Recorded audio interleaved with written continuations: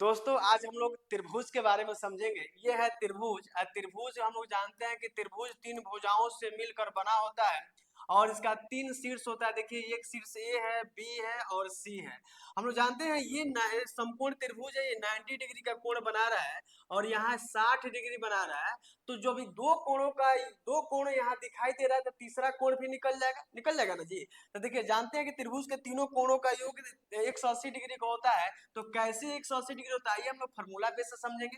यानी 2n-4 गुणे 90 degree, यानी कितनों भी भुजा हो उसका योग निकल जाएगा, उसका कोणों का योग निकल जाएगा। ये तो त्रिभुज है। हम लोग जानते हैं कि त्रिभुज के तीनों कोणों का योग 180 डिग्री होता है। तो समझिए यानी दो गुणा ये n का मतलब होता है भुजाओं की संख्या होता है। n का मतलब क्या होता है? भुजाओं की संख्या होता है। इसे भुजा कितना है? एक है, दो है और ये तीन है। तीन भुजा है, यहाँ n के जगह पर 3 लिखेंगे, -4 लिखेंगे, आप गुणे क्या कर लेंगे जी? 90 डिग्री कर लेंगे, ठीक ना।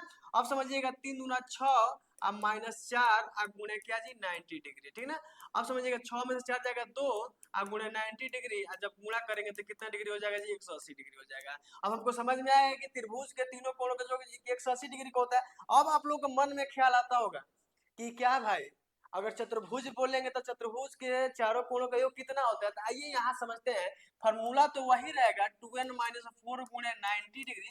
यानी समझाने का प्रयास कर रहे हैं कि अगर कितनों भी भुजाएं वाला कोण निकालना हो तो इस फॉर्मूला से हम लोग कोणों का योग निकाल सकते हैं। अब समझिए कि चतुर्भुज है, चतुर्भुज हम यहाँ एक फिगर छोटा सा ले लेते हैं। ये चतुर्भुज हो गया, ठीक है ना। इसके चारों कोणों का योग निकालना है तो जानते हैं कि 2 गुणे n कितना है? n माने भुजाओं की संख्या 1 2 3 4 को है, तो 4 -4 गुणे कितना डिग्री? 90 डिग्री, ठीक ना। अब समझिएगा 4 दूना 8 हो जाएगा, -4 गुणे कितना डिग्री हो जाएगा जी? 90 डिग्री हो जाएगा।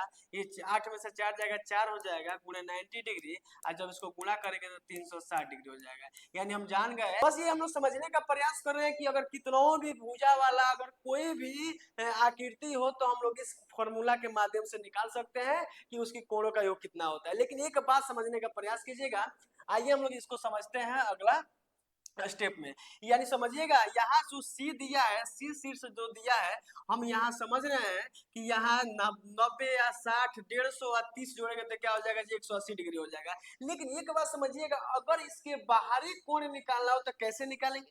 बाहरी कोण निकालने के लिए क्या करेंगे? अब समझिए दो तरीका है। हम जानते हैं कि एक सरल रेखा 180 डिग्री का होता है। हम लोग जानते हैं कि एक सरल रेखा 180 डिग्री का होता है। तो जब यहाँ 30 है तो यहाँ 150 हो जाएगा ना जी भैया।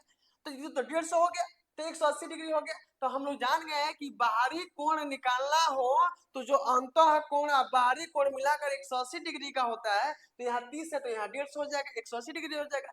लेकिन अगर यहाँ का कोण न दिया हो, अगर यहाँ का कोण न मालूम हो और बाहरी कोण निकालना हो तो हम लोग निकाल सकते हैं यहाँ से दोनों कोणों का योग यहाँ बाहर कोण के बराबर होता है। जी हाँ, देखिए समझिएगा जरूर। यानी दो ये कोण दिखाई दे रहा है, इस दोनों कोणों का योग बाहरी कोण के योग के बराबर होता है। तो देखिए 90 या 60 जोड़ेंगे कितना हो जाएगा जी? 150 हो जाएगा। और यहाँ हम लोग पहले से जानते हैं 30 डिग्री था, तो सरल रेखा यानी एक सीधी रेखा 180 डिग्री का होता है। तो जो यहाँ 150 है तो समझिए 150 180 बनाना है तो कितना डिग्री रखना पड़ेगा जी? 30 डिग्री रखना पड़ेगा, 180 डिग्री हो गया। अब समझिएगा, ये तो बात हमको समझ में आ गया कि बाहरी कोण 180 डिग्री के बराबर होता है।